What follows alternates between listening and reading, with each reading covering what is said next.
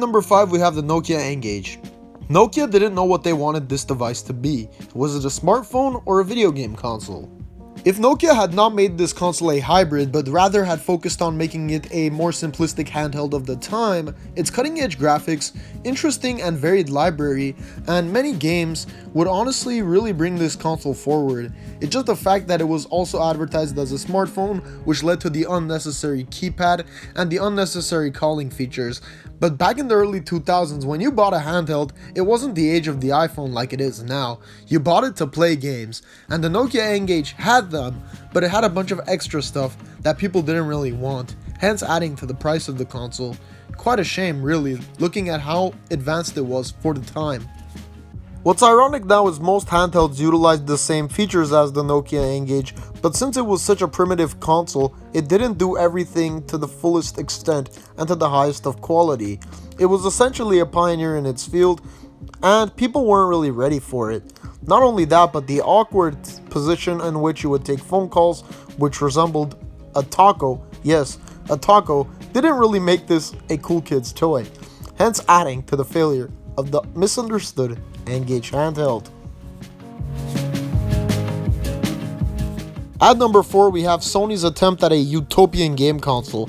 What I mean by this is that the Vita tried to do everything and anything it could to impress fans, but at what cost? Not only was the console expensive, but the memory with the unnecessary micro SD storage in comparison to the Nintendo 3DS's standard SD cards made the console not only expensive hardware-wise or software-wise, but the storage was more than expensive, with certain cards running you upwards of $100. What makes it quite a shame is that the game library on the PlayStation Vita at launch was extremely impressive, with titles such as Uncharted Golden Abyss, Tearaway, and the God of War collection. The PlayStation Vita was essentially a handheld PlayStation 2 with the ability to link up to your PlayStation 4 or PlayStation 3 console. It was a concept ahead of its time, and it brought remote play before the Wii U and the Nintendo Switch had ever conceived the idea. With its extensive library, it felt like Sony wanted this thing to fail. That's why they made the SD cards expensive, and towards the end, they weren't supporting it whatsoever. Do the math. At number 3 we have the Atari Jaguar, which was technically the first 64-bit console.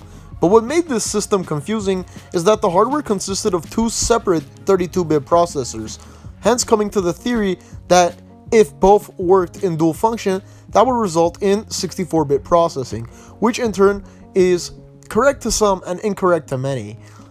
So technically, it was a 32-bit console, but then again, it had 64-bit abilities, I guess.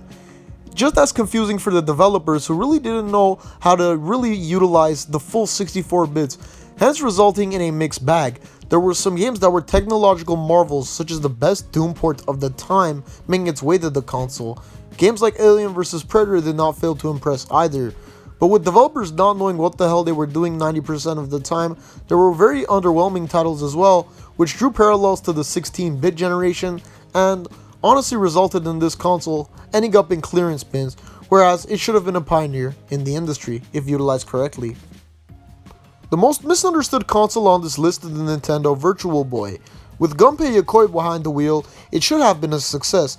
It was the Nintendo Game Boy founders' most ambitious project yet, but with impending competition from PlayStation and from Sega with the Saturn, Hiroshi Yamauchi, then executive of Nintendo, honestly rushed Yokoi, which in turn resulted in color limitations and hardware limitations, hence making it limited to red and black displays, underwhelming 32-bit graphics.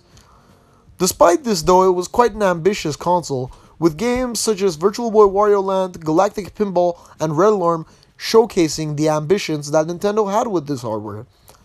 Many of what you see with the Virtual Boy back then is used in today's VR devices, hence making it a pioneer.